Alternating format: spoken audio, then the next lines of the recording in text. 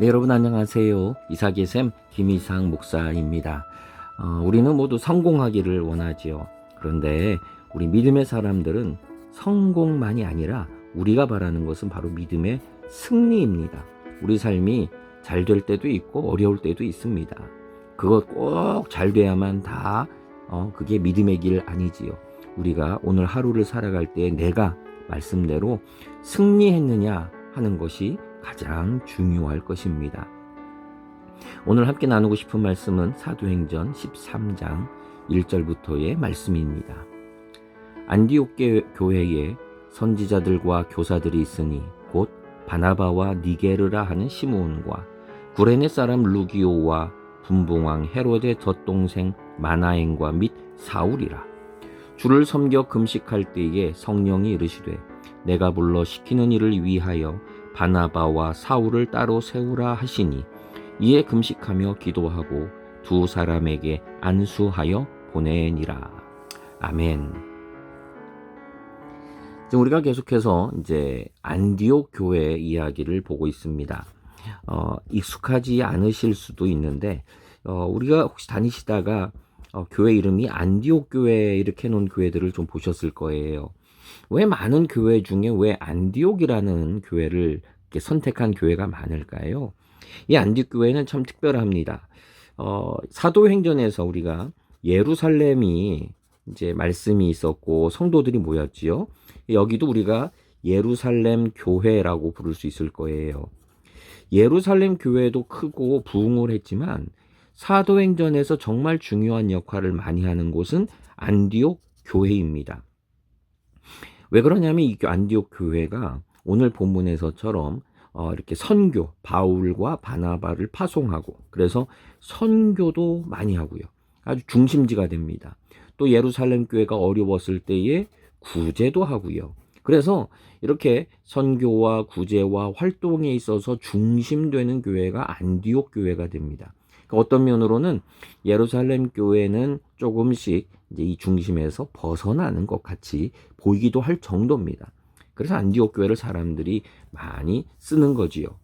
오늘 성경에서 바로 이 안디옥 교회가 왜 이렇게 귀하게 쓰였나라는 것을 점점 보여주고 있습니다. 1절을 보시면 안디옥 교회의 지도자들 이야기가 나옵니다. 안디옥 교회에 선지자들과 교사들이 있으니, 선지자, 먼저 아는 사람이죠. 하나님을 먼저 알고 따라가는 사람들, 영적인 사람들, 그리고 교사들, 지식이 있고 잘 가르치는 사람들이죠. 그러니까 감정적으로만 하는 게 아니라 지식과 말씀에 대한 지식과 그리고 성령의 이끌림에 받는 그러한 사람들이 많았는데 누가 있었느냐? 5명이 나옵니다. 하나는 바나바, 니게르라 하는 시므온, 구레네 사람 루기오, 분봉왕 헤롯의 젖동생 마나엔, 그리고 사울, 이렇게 5명이 등장을 하고 있습니다.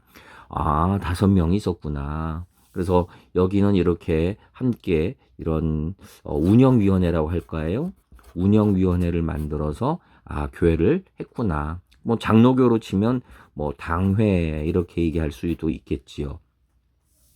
근데 이 이름 속에, 이 사람들의 이름 속에 굉장히 특별함들이 보입니다. 자, 바나바는 우리가 잘 여러 번 봤지만 자기의 물질을 들여서 섬겼고, 그리고 사울을 소개해주는 마음이 열려있고 권면을 잘하는 그러한 사람이었습니다. 유대인이지요. 자, 그 다음에 시므온이 있습니다. 시므온을 말할 때 니게르, 영어에서 니거 그러면은 그 흑인입니다. 시므온이 흑인이라는 거죠. 아프리카든지 아니면 그 주변에 피부가 검정인, 이 당시에도 피부가 검은 거는요, 종과 노예에 많이 해당되는 그러한 모습들이었습니다.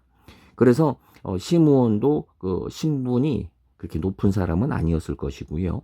그리고 어쩌면 종, 노예 출신일 수도 있는 그러한 사람입니다. 차별도 많이 당했을 거예요. 그 다음에 구레네 사람 루기오, 이름 자체가 이미 헬라 냄새가 많이 납니다. 이런 이방 그 유대인이 볼 때에는 이방인이겠지요. 그리고 헤롯의 젖동생 마나엔, 젖동생이라고 말하는 거는 이 헤롯과 그 젖을 같이 먹었다. 뭐 그런 의미도 있겠죠. 그러나 친구였다. 같이 자라났다. 이런 의미도 그 당시에는 있었습니다. 그러니까 한 가족 같은 또는 아주 친밀한, 그리고 이 사람은 신분이 높다는 거겠지요. 그리고 여성의 이름입니다. 그리고 사울입니다. 자, 여기서 보게 되는 게 뭡니까? 일단 남자 여자가 같이 지도자 역할을 하고 있지요. 또 유대인과 그리고 비유대인들이 섞여 있죠. 이방인이라고 말하던, 이 부정한 사람들이라 말하던 사람들이 섞여 있지요. 또 신분을 보세요. 높은 사람, 마나엔 같은 이런 헤롯과 아주 가까운 고위 직분자도 있지만, 이 시므온처럼 피부가 검정인 낮은 사람도 있어요. 남자 여자든 유대인이든 아니든 신분이 높든 낮든 가리지 않고 이런 사람들이 다 이 운영위원회에 속해서 교회를 이끌고 있다라고 하는 것이지요. 굉장히 도전적입니다. 이 모습이 무엇입니까?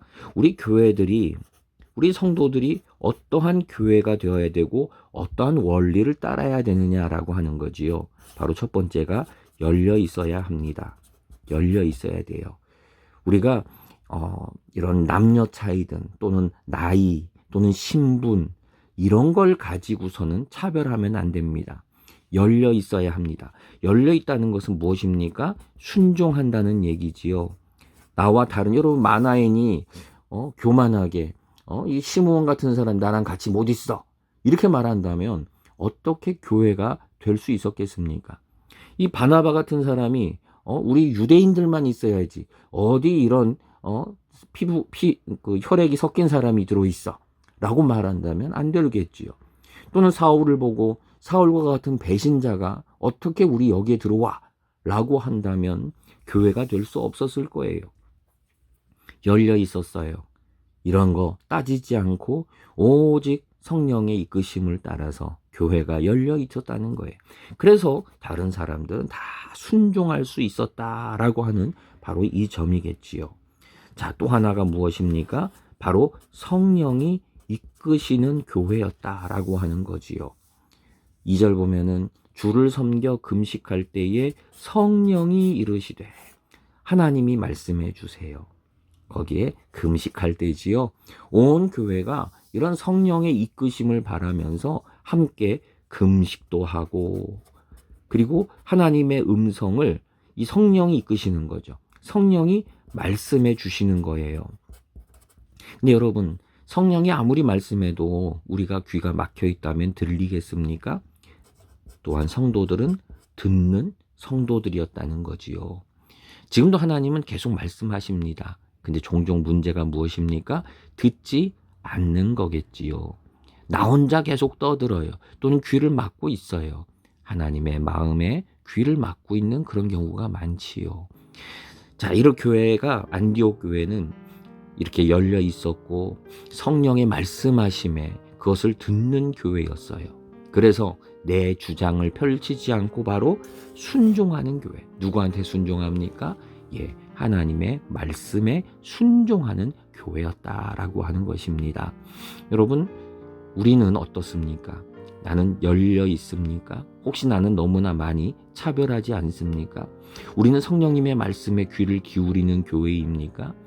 우리 시대는 너무나 많이 이념을 따라 교회가 만들어지고 또 자기의 나이와 성별에 따라 무슨 모임 따로 만들어 가지고 자기들의 주장을 펼치는 경우가 너무 많이 있는 것 같아요. 바라기는 우리 신앙이 이렇게 성령님의 말씀에만 귀를 기울이고 쫓아가는, 그리고 순종하는 그러한 신앙과 아름다움들이 우리에게 넘쳐나기를 소망합니다. 기도하겠습니다. 하나님, 안디옥 교회 같이 되기를 원합니다. 성령이 말씀하시고 또 그것을 들을 수 있는 교회. 지금도 주님이 간절하게 말씀하시지만 듣는 귀가 없습니다. 주님의 그 마음을 깨닫지 못합니다. 주여, 우리를 불쌍히 여겨주시고 듣는 귀가 되게 하옵소서. 주의 그 간절한 마음을 깨달아 알게 하옵소서. 그리고 주의 말씀에 순종하는 하루 승리하는 날이 되게 하옵소서. 예수님의 이름으로 기도드립니다. 아멘.